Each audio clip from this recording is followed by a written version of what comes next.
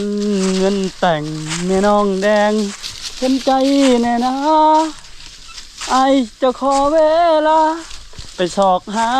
เงินแต่งลาบก็หอกใช่ไหมเว้ย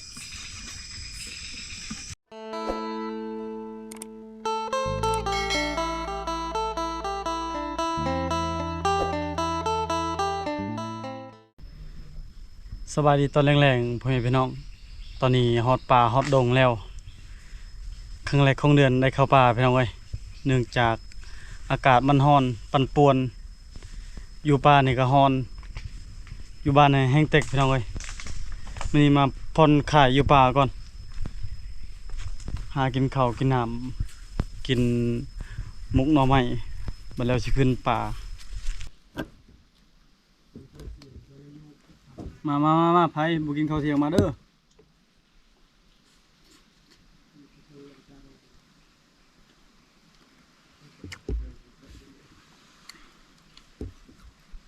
แซ่บๆพี่น้องหน่อไม้มุกหน่อไม้แซ่บ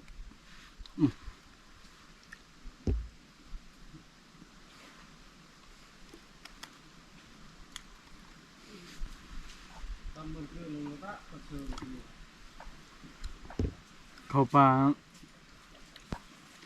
ตะกี้ข้าวปลาตะกี้นี่ลิตรหนึ่ง10,000น้ำมัน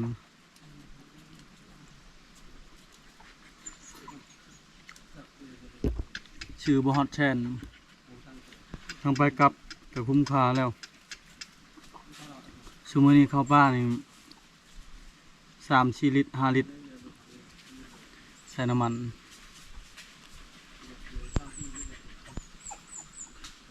ลิตรหนึ่งก็40อยู่บ้าน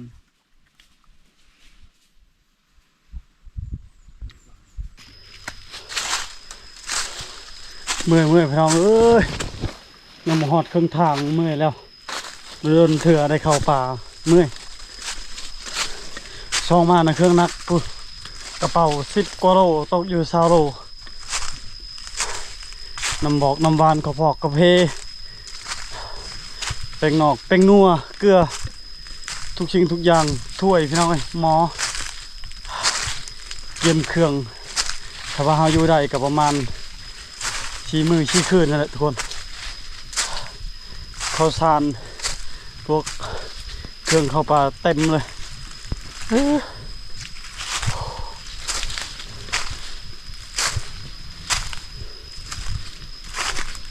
ปีนี้ฝนบ่ตกเลย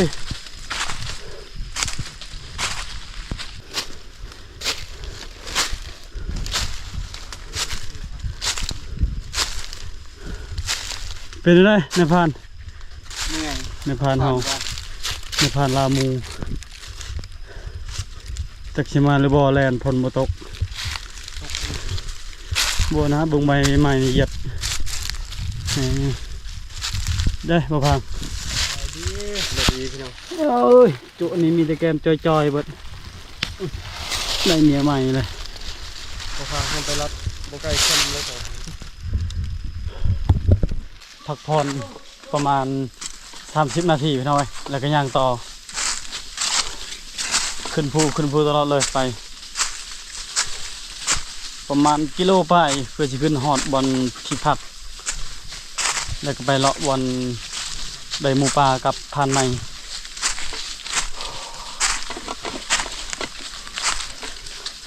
จนเงินแต่งแม่น้องแดงเห็นใจแน่นะไอจะขอเวลาไปสอกหาเงินแต่งเอาเงินอยู่ใส่มาซื้อใจคน คนหาเศร้ากินคำขึ้นใจนะ เสียใจเขาลืมไหลมาเขามีคนรวยรอเรา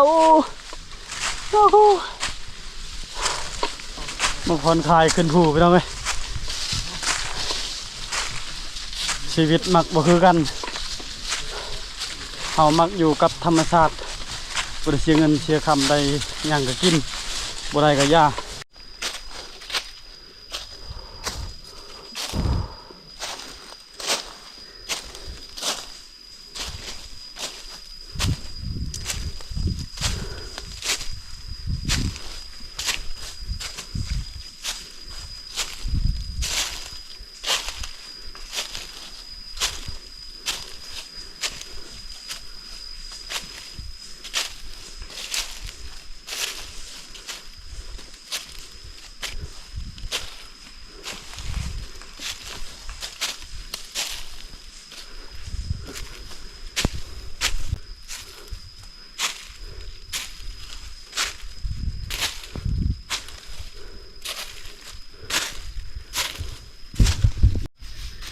ขึ้นมาฮอดหน้าผาแล้วพี่น้องเอ้ย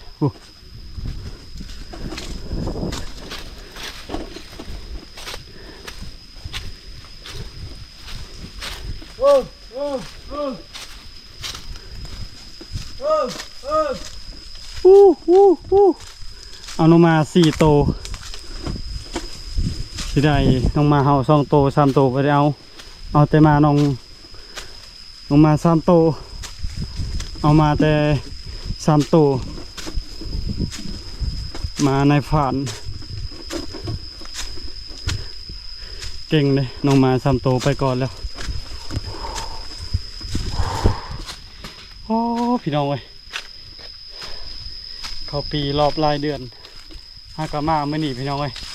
14คิดฮอดเห็นคอมเมนต์ละลายคอมเมนต์ทางซองอาเฮียงแล้วก็ซองเบาพังคิดฮอดคือกันพี่น้องเอ้ย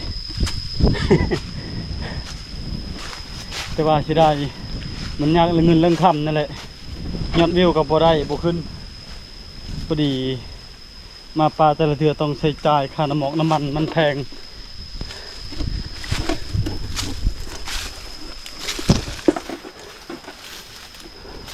บ่คือแถวบ้านอันน่ะไอ้ผ้าบ้านบ่าวดอนบ่าวไก่ทางพุ่นอาศัยแต่รถไถกินน้ำมันกระส่วนทางบ้านเฮาต้องอาศัยน้ำมันเอสซัง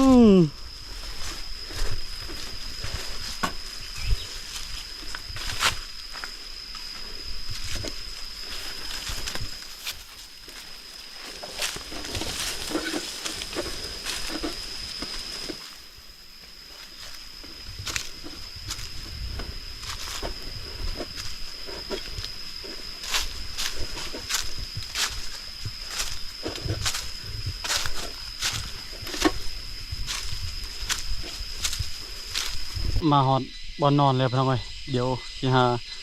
บอนพักก่อนจุดนี้มีแต่บอนเดียวเลยแหละมีน้ำพอได้ใส่พอได้มาเข้าพอได้เฮ็ดกินพี่น้องเอ้ยตอนแรงๆที่ออกไปถ้าว่าจุดนี้บ่มีสัตว์และมืออื่นที่ใหญ่มองใหม่น้ำอาบน้ำใส่น่ะมีอยู่แต่ว่าน้ำอาบน้ำบ่มีแต่น้ำกินไปนำอายเพิ่นจังหน่อยเพิ่นเอาน้องมา4 โตวไปหาแลนด์ไปจังได๋เฮาจังหน่อยไปทางคุณหาแลนด์เนาะแม่หาแลนด์ตะกี้เคยไปนำกันเลย2 คนได้พานได้เยืองได้หมูตะกี้น่ะเฮ็ดแหวพี่น้อย3-4 ปีหลังบ่ได้เฮ็ดแหว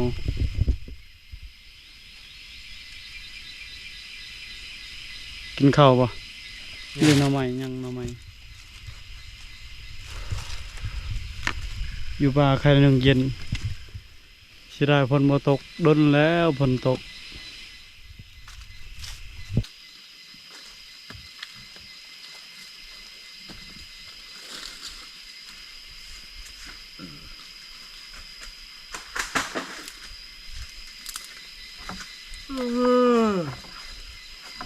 ฮอน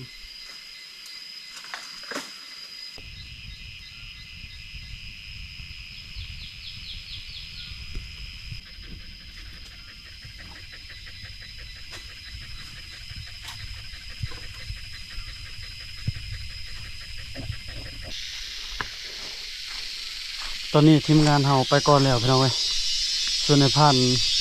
ไปกำลังหากระแป้งปืนแล้ว ปืนมันเก่าๆเนี่ยแล้วก็ร่นบ่เข้าป่าปืนมันก็เคยตอนนี้ 80% แล้วแปลงเรียบร้อยแล้วพี่น้องเอ้ย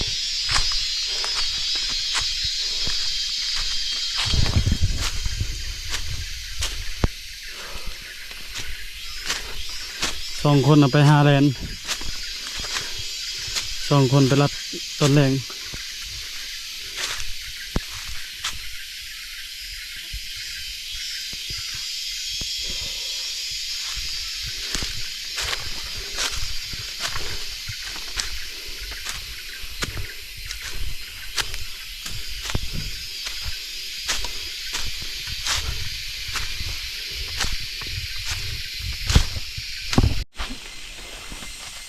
หมากบกพี่น้อง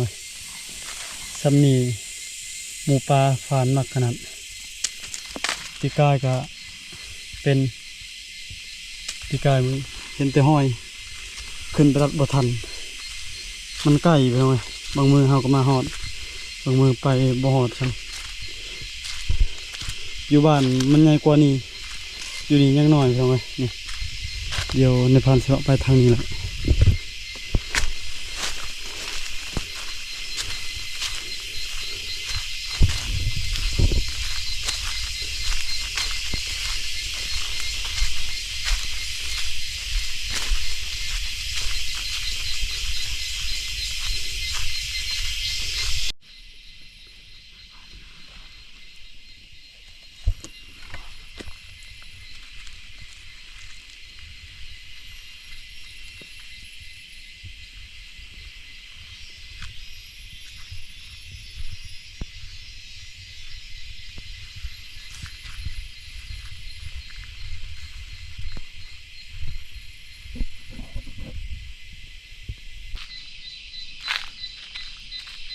เมื่อยเลาะแล้วพี่น้องเลาะตอนแรงๆจอบฟานหมูยันหมูขึ้นแถวด่านบ่เห็นห้อนห้อยซ้ำพี่น้องลงมาฮอดแล้วพี่น้องกำลังถ่ายคลิปงามๆฝนตกเงียยิบพอดีจังเป็นอะไรกล้องกฟูจนฮอด24ชั่วโมงบ่แม่น24นาทีเกือบได้คลิปหนึ่งมันเปิดปะอ่ะนะเกือบถ่ายคลิปบ่ได้เลยเกือบสิห้องให้กระโปเก่านี่ตอนนี้ทีมงานเฮาได้กระหอกตัวหนึ่งพี่น้องไอ้เฮียงเพิ่นมานจนกระหอกบ่จื้อดนแล้วบ่เข้าป่า บ่พังเลย เด้อเมื่อยพี่น้อง เฮ็ดอะไรกินบ่พัง ลาบบ่ ลาบ ลาบก็หอบ เขาเจ้าไป4คนมานไอ้เฮียงกับบ่พังมื้อนี้เฮามานำเพิ่นว่าบ่มานำเฮาอีกจักนั่นได้อีกเนาะช่างว่าอีหลีคนเฮามื้อเนาะ มือมานมือประมาณแบบนี้แหละหาย สิได้บ่มีน้ำอาบเลยบ่เฮาอยู่ คนป่าน อนไทยนอนลาวเด้อบ่นอนไกลเลยเมนตดก็พอแล้วมันยังลงมาเฮาในพัน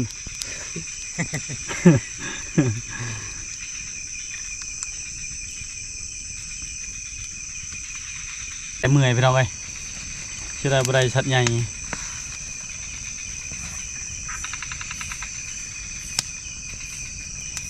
คนลาวต้องกินเบียร์ลาวกินลาบก่อนกินลาบกระหอกยังเขาไปไกลหรือเปล่าพังไงเมื่อย มือประมาณ บ่ได้ยังเลยเจ้า ยิงบ่แตก มันแตกได้ก็หอบต้องโต ขันใดได้กินแล้วขันใด บ่ก็ให้แตกซื่อๆนะติดโดดติดตัวโตก็หอบมันเข้ามามันมืดนะแล้วนี่ เบิ่งเด้ออายสิถือเลข400 ล้านก่อนสิซื้อให้เจ้ากระบอกหนึ่งคอยกระบอกหนึ่งเมียก็เคยจะแต่งให้อีกคันถึกเลข400 800 ล้านบ่ยากดอกบ่ได้ฮอดดอก30 ล้านเนาะแถวเฮาบ่แพงดอกแถวเฮา 3 ล้าน3 4 ล้านละพอ เป็นอะไรกินบ่พัง ลาบ ลาบ มีซุปแล้วก็เห็ดลาบส่วนนั่งนะต้ม ก็ฮอกตัวเดียวมอบให้บ่พังเพิ่นเฮ็ดสิได้บ่ได้ชัดใหญ่เนาะคันได้ชัดใหญ่สิเฮ็ดให้เจ้ากินดอกสิได้บ่มีน้ำอาบพี่น้องน้ำกินน่ะได้อยู่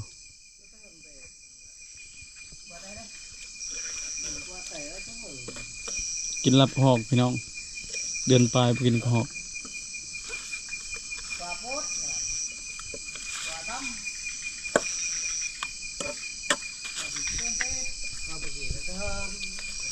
ตอนเอาใหม่ๆอีหยังก็หอมเนาะพัง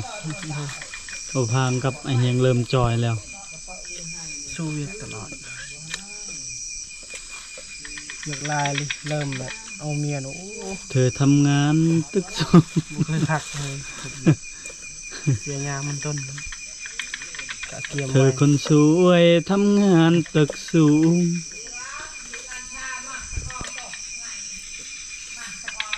มันบ่เป็นย้อนงาน คนเฮาคันได้เมียไผกระจอย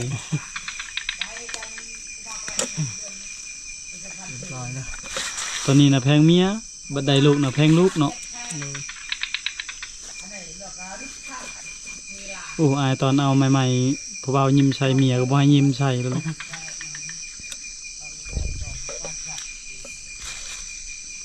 เป็นห่วงเมียยันคนอื่นมัก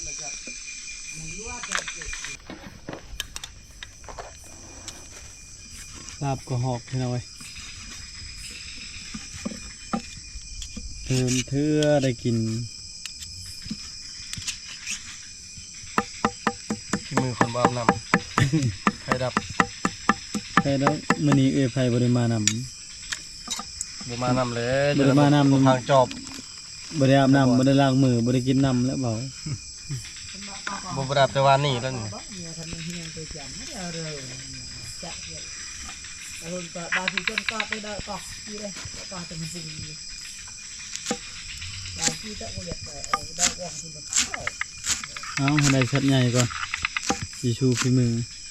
ครับตัวเดียวมอบให้เบาพากับไอ้เฮียง